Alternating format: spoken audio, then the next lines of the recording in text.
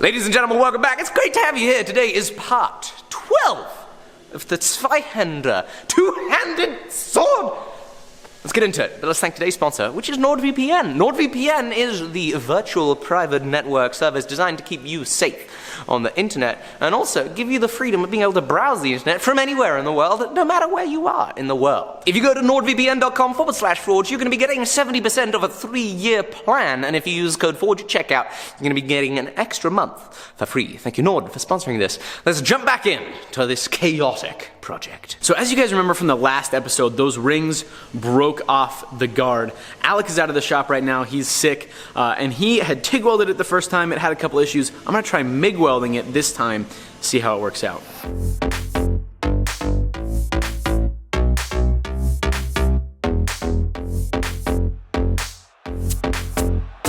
So as you guys can see, it's looking a little bit bubbly and kind of lumpy from all those MIG welds. I'm gonna come back in with the TIG torch and see if I can blend out that steel that I just puddled on there a little bit more evenly, hopefully make the cleanup a little bit more even. I don't know how this will work. I just tried it on a piece of mild steel. I think it'll work pretty well.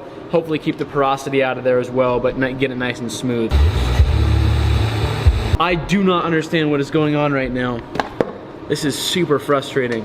I just tried it again on the test piece, and it's totally fine, and then when I came over here, it just baked a bunch of bubbles in there, and it looks terrible. This might be the end of the guard. So Alec is still feeling pretty poorly. I'm gonna wait for him to get back in order to make any decisions on what we're gonna do there. In the meantime, we can spend a little bit of time working on this here handle. It's still pretty lumpy, pretty faceted. We wanna round it out and get it ready for that leather wrap.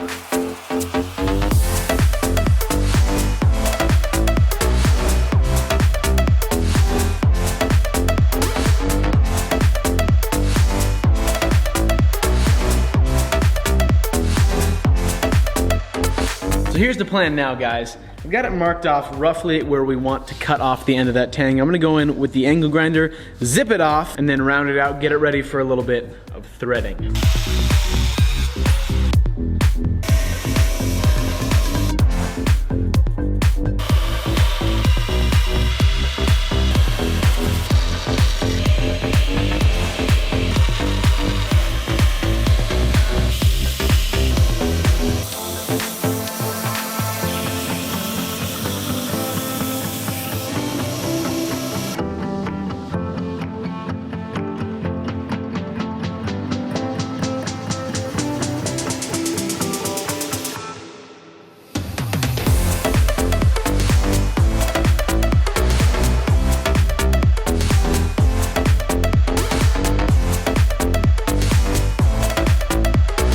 We're definitely gonna need to chop off the end of this, but all of the pieces of the sword are now together-ish. But as you can see,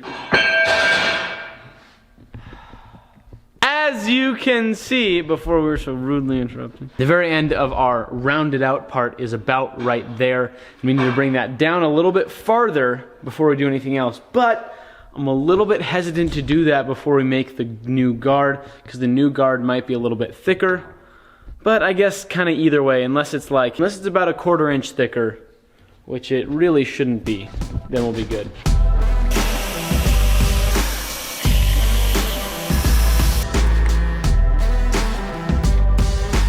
Heck yeah. Woo! So I wasn't fully back on normal form yesterday afternoon, so I went home to rest up a little bit more. I'm back in now, only to spread more germs and infect more people. So, obviously, as you guys are all aware, I am now too aware, we've got ourselves a big old issue with this guard. We need to start this guard again. And at this point, there's no recovery. You know, we fill things with porosity, and then you can't really unfill them with porosity. Is it the furthest we've got in a project before having to start again? Absolutely not! February is just a month of restarting swords. Yes, because this happened last year. We spent the entire month of February working on a guard. It's only fitting because after all, February is the annual month of guard failures. And so, thank you for joining us in this celebration of guard failures. Ow! I need to make another guard.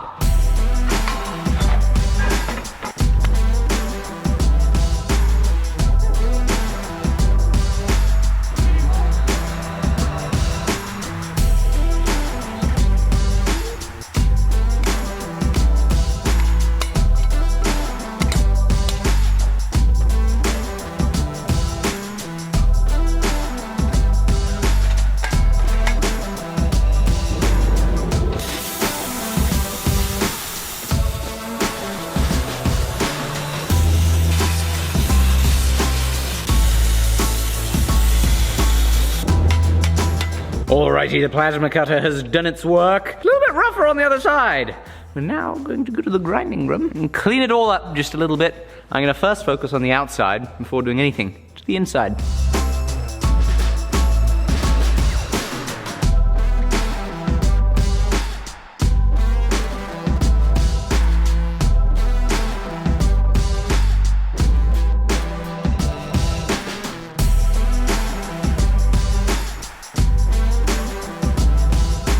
Alrighty, with the edges ground.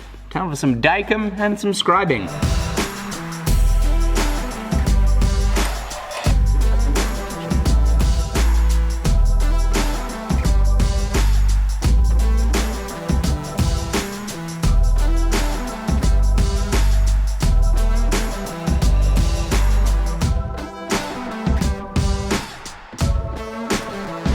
What you gonna do? I'm going to go ahead and whittle down this tang so that handle fits just a little bit easier.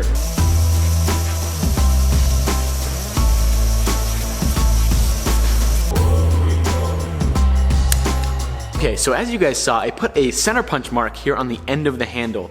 Now I'm gonna put a similar mark on the end of the pommel, and I'm gonna drill into both of them so I can connect the two with a dowel pin. And now that means that when I ovalize the end of that pommel, it'll stay in the right, correct, clocked position as we're tightening it down, so that when the wood is shrinking and growing and doing stuff like that, that pommel will stay in the exact right position the whole time, and we'll be able to tighten down that nut and keep it in the same spot.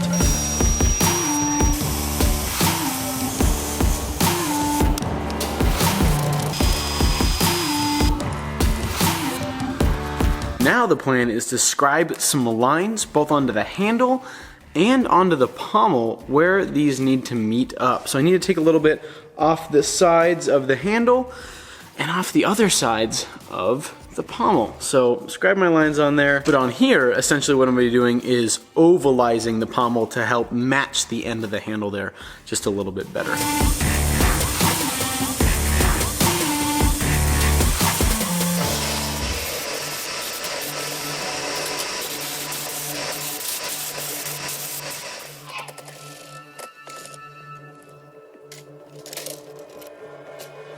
Alrighty, as you saw, we have it completely scribed inside and out.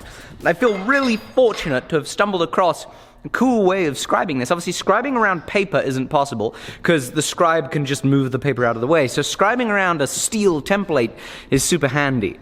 I took some shim stock, and just like if you were working with paper where you can fold a piece, cut it out, and then open it to get a matching shape, I did it with the shim stock.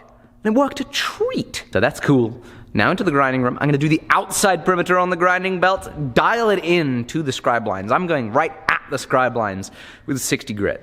And then we're gonna think about the inside, which is gonna be a little more complex. We've got a little bit of crack over here. Where did it go to crack?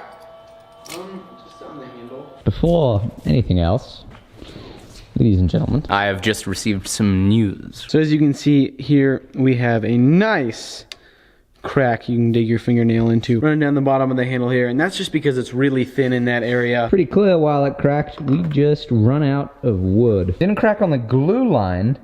You see where it cracked is right inside that little corner there where that scalpel is, where a little too much material was removed for the size of the hole. The hole is funky, has stress concentrations. You know what that means?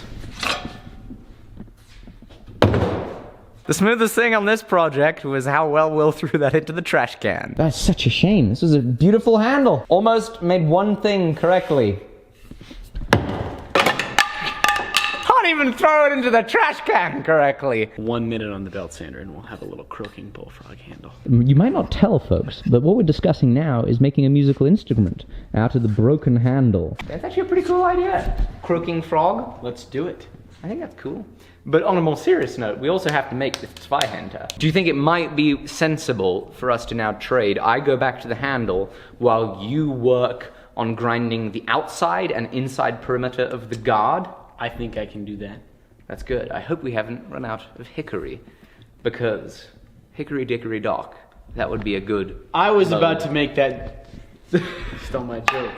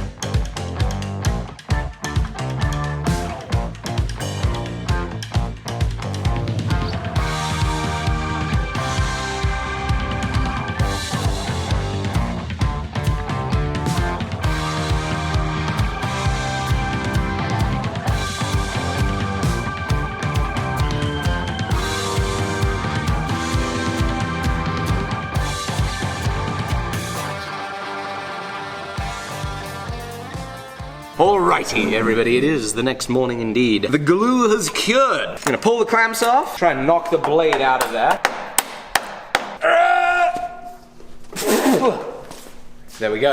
And on this fine note, we're gonna call it the end of an episode so that we can see you on the next one. Hopefully where we have a lot more successes than this one.